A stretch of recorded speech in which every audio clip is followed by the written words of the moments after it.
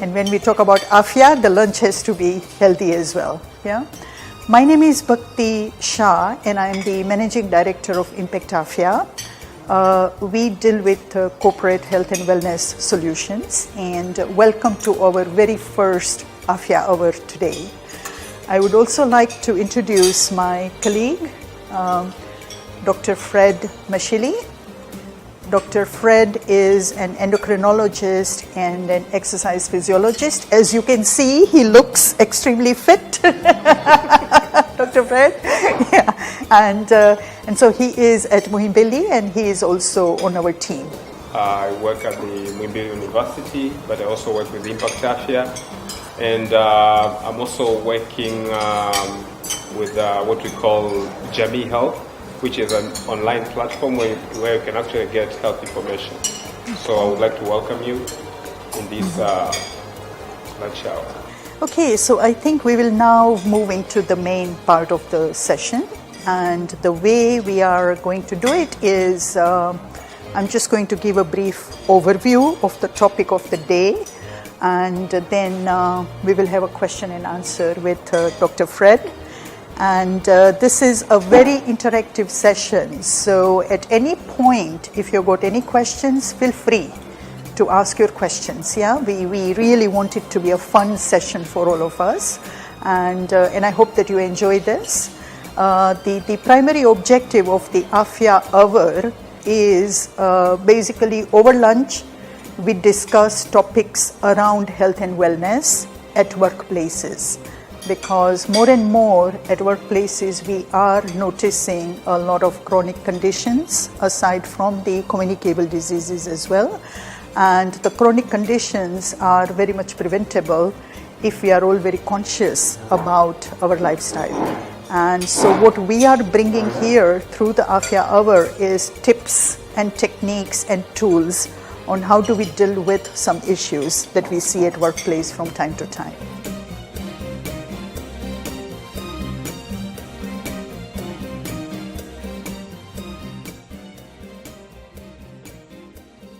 So I think what we will do is, let me kind of, with that background, let us go into some discussions with Dr. Fred. Yeah, Dr. Fred.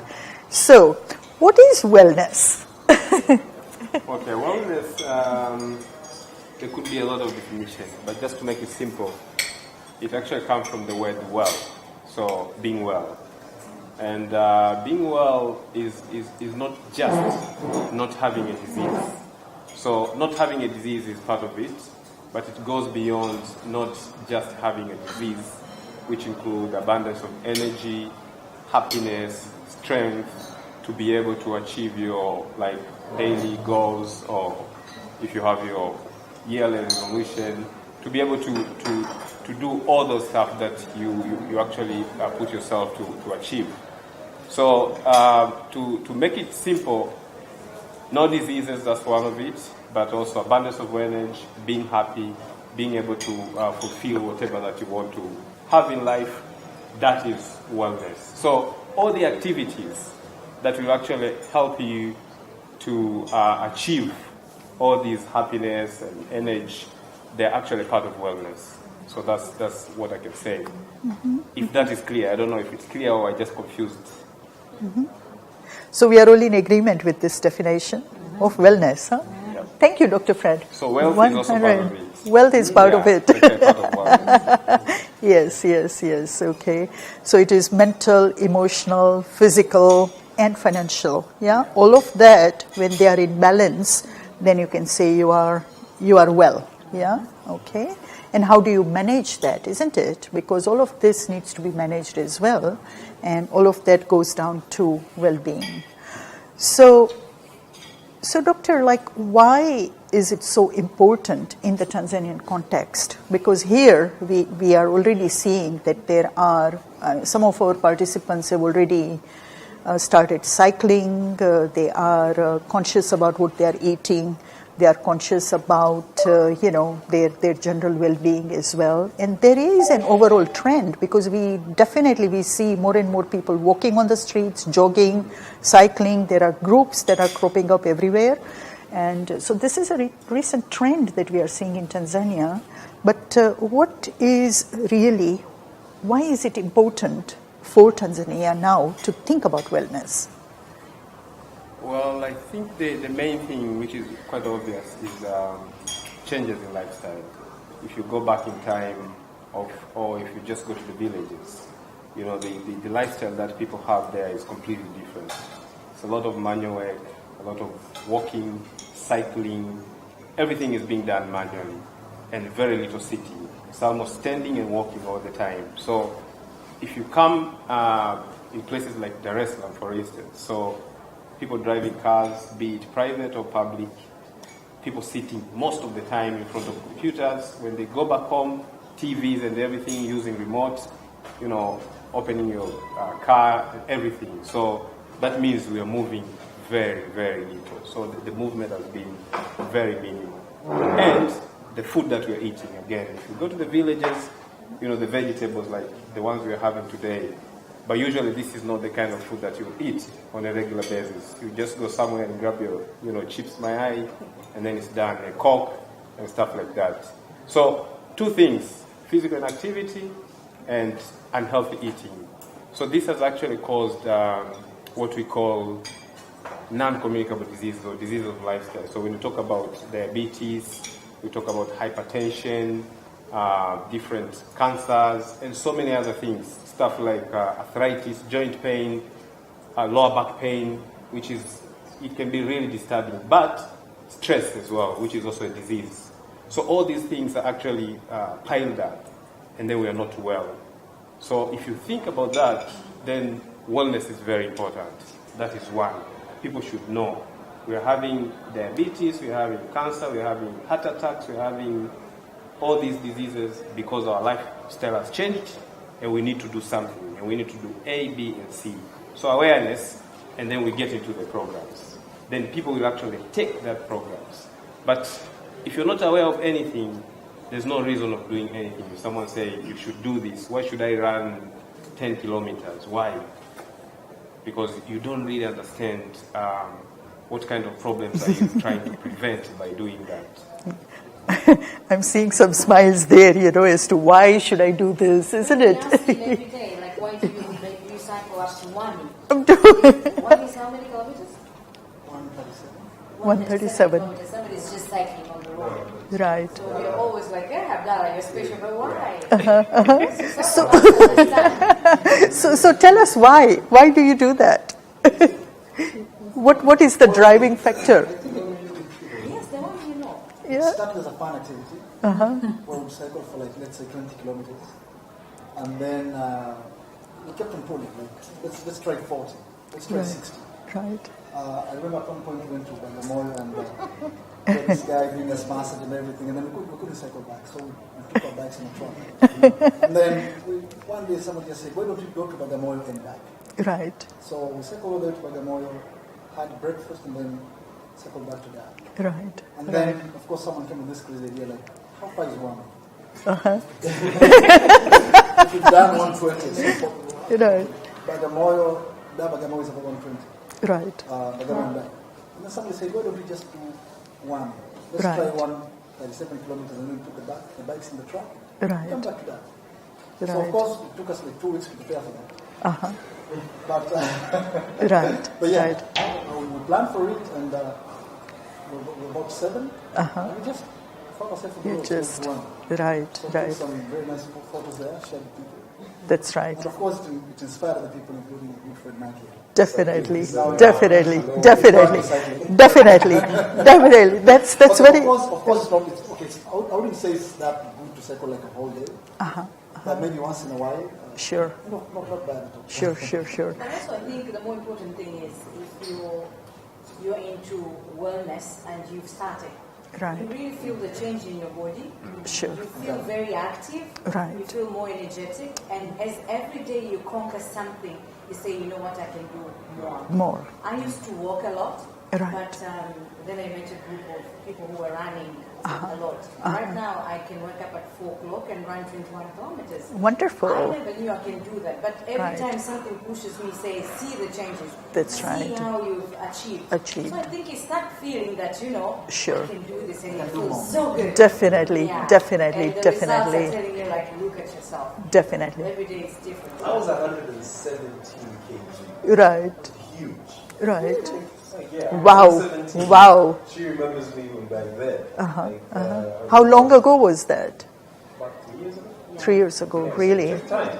Right. It doesn't Right. Right. Right. Very short. Wow, that's actually, I think this is wonderful. But how do people and workplaces view wellness elsewhere, aside from Tanzania?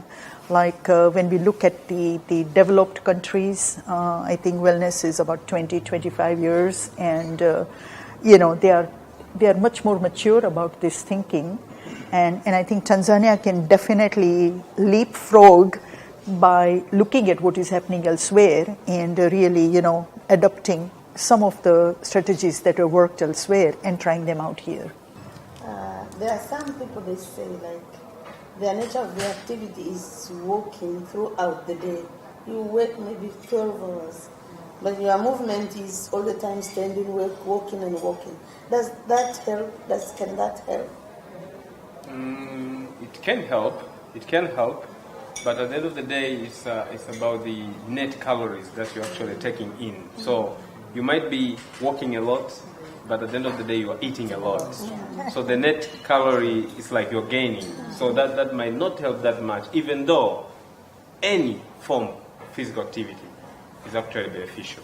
Okay, so we have got, like a cross section of experiences, isn't it? We have got some of you who really are into a healthy lifestyle and you are motivated, you've got your own body systems.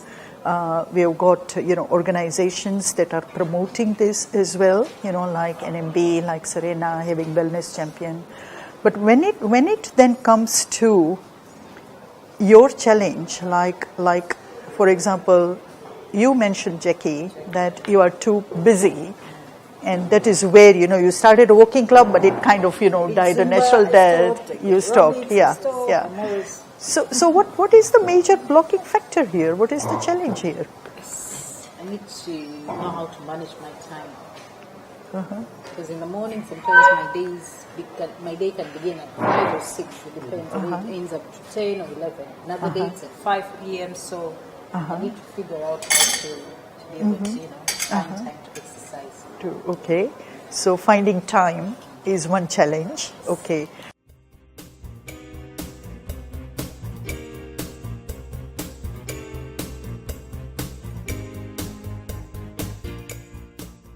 Mara nyingi sana swala la afya linavyokuwa linazungumziwa, kama unakumbuka tuliyozungumza na Hassan Ngoma nikiwa na wewe kuhusiana na swala kupunguza vitambi, tukasema ambavyo vitambi pia vinaweza kupelekea kukosa nguvu za kiume, ukashindwa kutupia vitu vya namna hiyo. Lakini leo ilikuwa ni siku ya faraja sana. Tumekuja sehemu ambapo tunapata mambo yanayohusiana na afya na makaratasi ya kutosha hapa.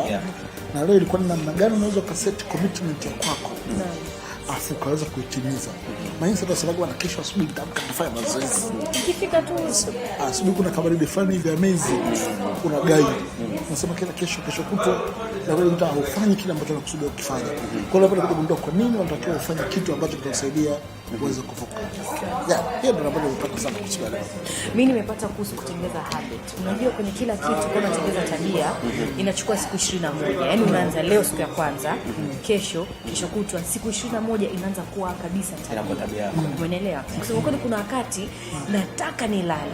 Kuna wakati labda jioni nataka kwenda kuogelea na kutia nini nimechoka, naanza kujitengeneza zile sababu lakini ile tabia najenga nasema mwenzangu na tafakari afya, na tafakari muonekano, umeelewa? Hizo zote tuna mind kwanza mwanamke. Nafikiri wanawake wengi hatufanyi mazoezi kwa sababu ya afya. Tufanya mazoezi kwa sababu ya muonekano. Kwa hivyo ukijenga hiyo tabia hata muonekano wako utapendeza. Unasemaje? Mimi leo nimepata mwaliko, ulikuwa ghafla.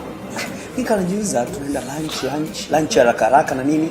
Nikajiuliza kitu tumefika Rhapsodies hapa kwenye inaitwa health lunch.